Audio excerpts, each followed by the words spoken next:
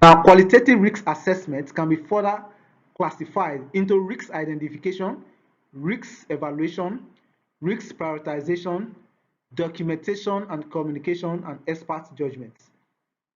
Now, risk identification can be classified into two: brainstorming sessions and checklists and templates.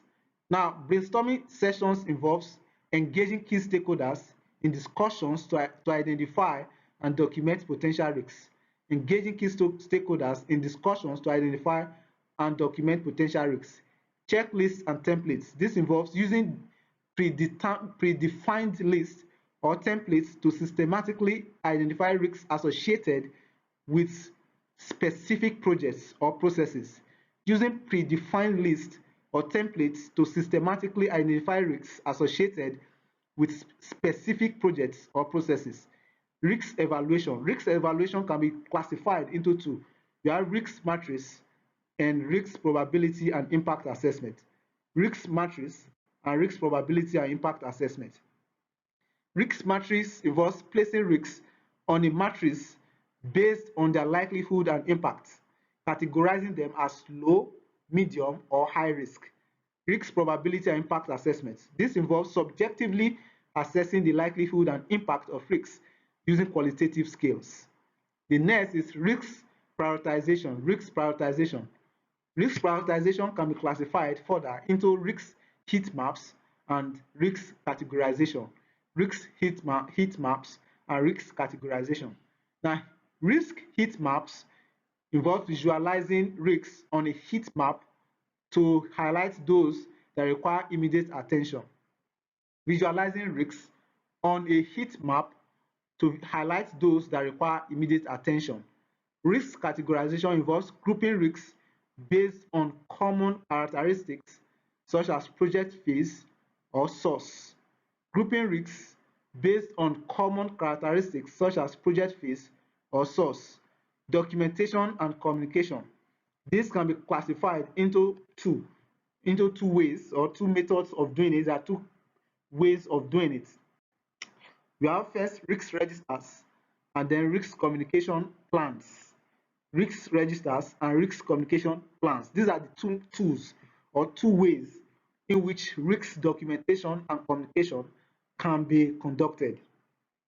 Now, risk registers involves maintaining comprehensive record of identified risks, their potential impacts, and planned responses.